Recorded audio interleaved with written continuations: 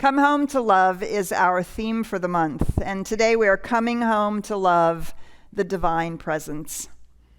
It's also, we're right in the middle of Hanukkah, and for those of you who are familiar with the story of Hanukkah, it is of course a celebration of the Maccabees taking the temple back from the Roman Empire.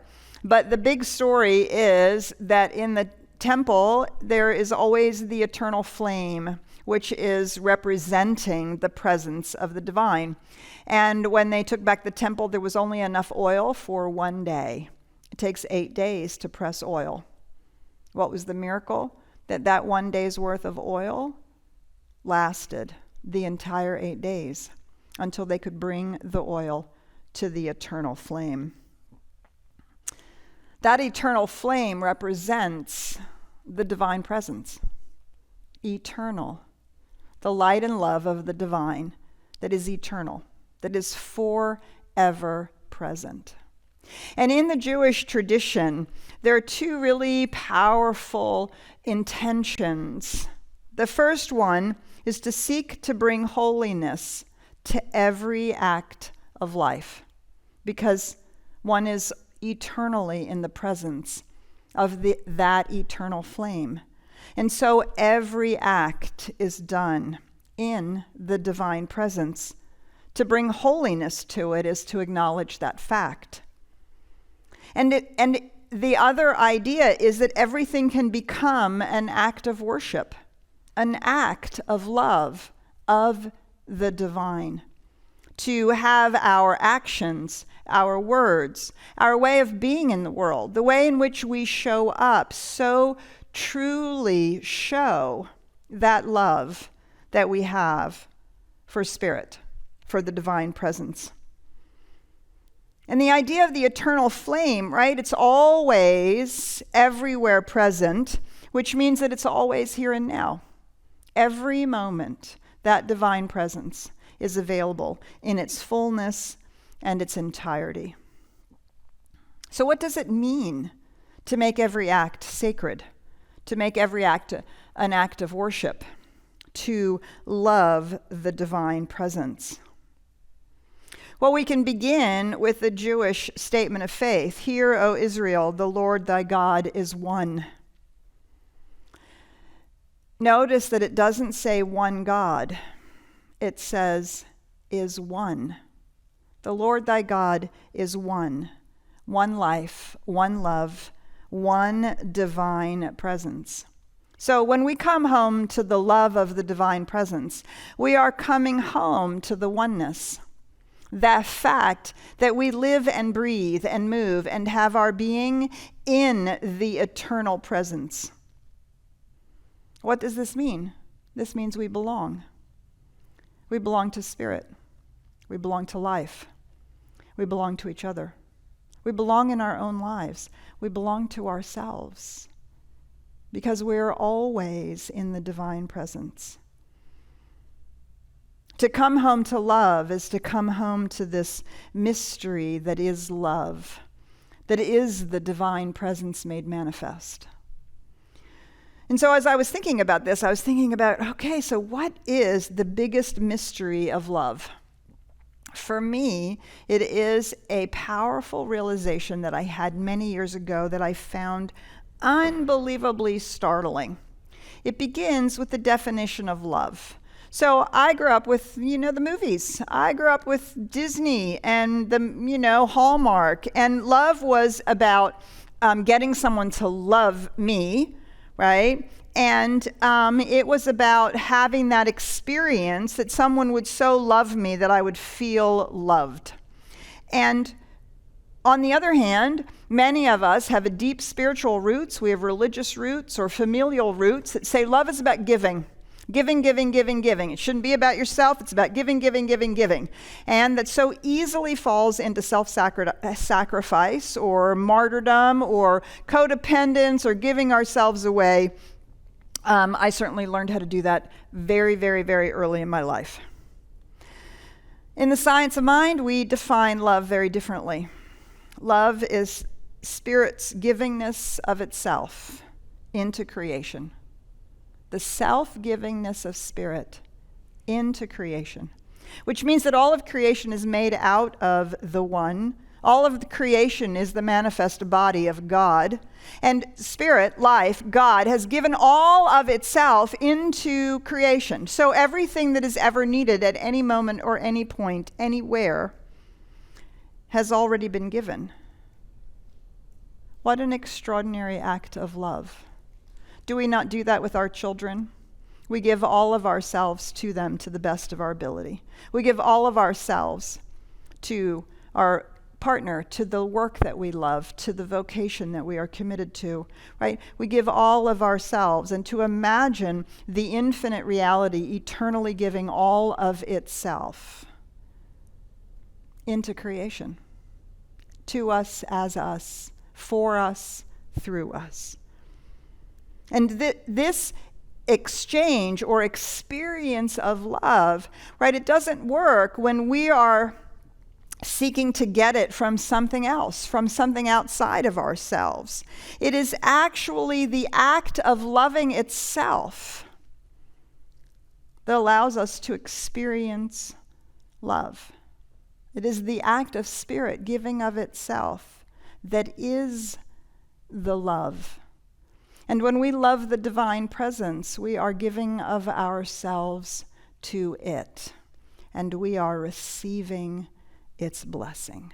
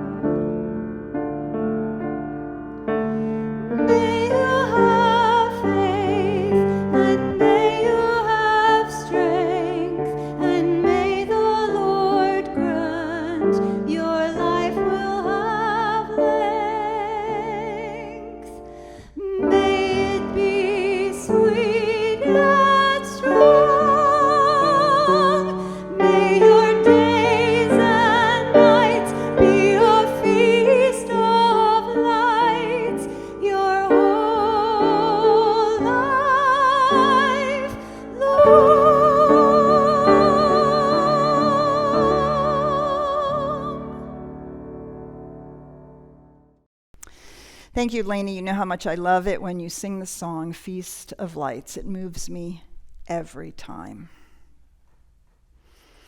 All of those blessings, all of the blessings of Spirit are forever pouring into life. And Jesus, a Jewish rabbi, gave us an interpretation of this statement, "Hear, O Israel, the Lord thy God is one." His interpretation came as 2 commandments. Love the Lord thy God with all thy heart, with all thy soul, with all thy strength, and with all thy mind. What does that mean? That means to love the qualities of Spirit, to love the qualities of life so fully and so completely that we live them by giving ourselves to those qualities. We give ourselves to light, to peace, to joy, to beauty, to power, to love. We give ourselves to these qualities so that they may flow through us and the truth of the divine presence can be revealed.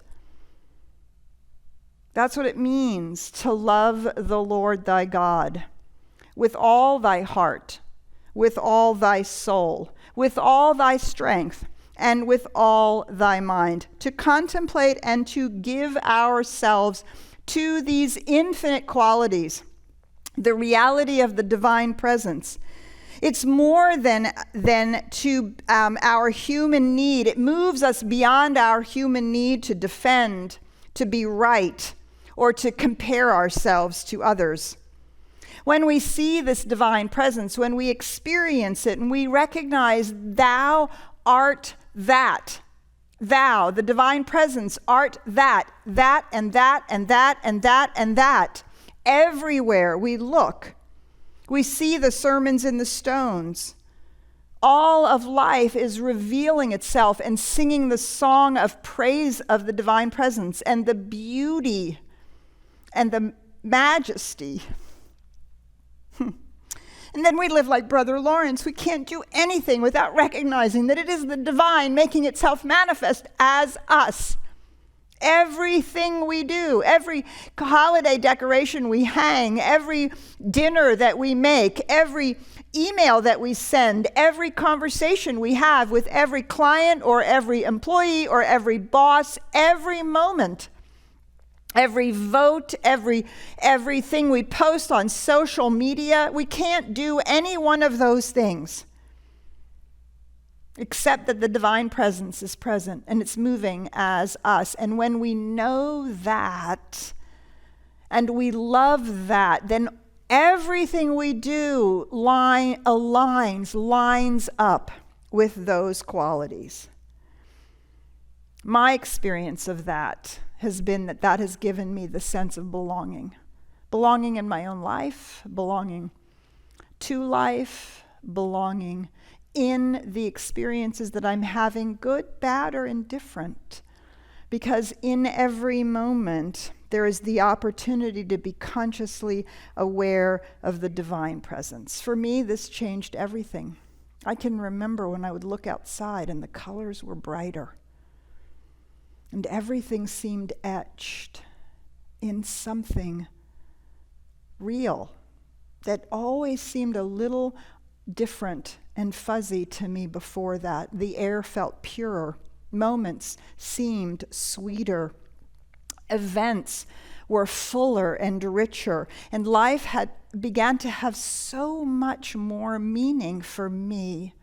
Everything changed. Everything began to palpably resonate with the vibrancy, the vibration and frequency that I seek to be aligned with. To love that is to continually seek to tune ourselves to that frequency. And all of life reflects it back to us. Sri Aurobindo, in his interpretation of Hinduism, says all of creation is for the delight of the divine. And when we love creation and can love it and see it and let it speak to us of this delight, it shows itself and we recognize it.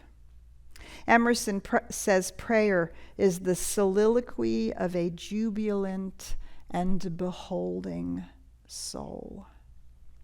A soliloquy, a praise and thanksgiving for that which is joy-filled and which can be perceived by the very truth of our being, to see and perceive the divine presence. Ernest Holmes says to find God in the sunset is to shadow the landscape with the softness of God's beauty and the glow of God's presence. To discover the divine in the rising sun is to bathe the world in the atmosphere and conviction of eternal newness of the Ancient of Days. And to find God in each other proclaims the impersonal personalness of that which forever peoples this and all worlds with the divine presence, that all-pervasive and complete reality. He goes on to write, there is a light and life at the center of all things and a consciousness that responds. This imprisoned splendor to the eyes that perceive it bursts like the glory of the dawn. This incarnated consciousness and intelligence in all things can communicate itself to us and speak a divine language to the one who listens. What God has made, God has anointed. What God has created, God has provided for. And so this brings us then beautifully to the second commandment, love your neighbor as yourself. If we are loving the divine presence and seeing it revealed not only in our own lives, but where we look, we must perceive it in those around us. Our neighbors, our enemies, our friends, those we don't even know, we perceive and see spirit seeking to be revealed. Ernest Holmes says to love God and to love our neighbor as ourselves means to see God in everything and to include everyone in one's divine unity. On this admonition of the Master hangs the meaning of all the divine law, all spiritual prophecy, and all true revelation. When we can perceive that this is the truth of others, no matter how they're behaving, when we can perceive that this is the truth of others, it's easier to see how often not only we, but others act out of hurt or fear. And it's also easy, much easier, to celebrate the beauty of each individual, the unique way in which life, spirit, love is being expressed through each and every person. Emerson talks about in conversations when we are conscious and we are present to the oversoul. Emerson says, Jove nods to Jove behind our eyes through the human veil of our difference. Life sees life. Love sees love. The divine presence is revealed. When we do that, we give ourselves to the best part of us and to the best part of another. What better definition of love? To come home to love and to the love of the divine presence is to be present right here, right now. And in that moment, to be the presence to the best of our ability. To love the qualities of life and truth more than we love anything else. This means we love this divine presence, this truth, this desire to be the presence more than we love comfort, ease, convenience, power, safety, security, wealth, success, pretty much anything. Why? Because when we give ourself, our whole self, our heart, our soul, our strength, our mind to the absolute truth, and when we perceive and experience that presence of love, the Master has told us, all else shall be added unto us. Come home to love this holiday season. Come home to the love of the divine presence. Drink Drink of the waters, drink of the life. The banquet table has been laid. All has been given. Come home to love this holiday season.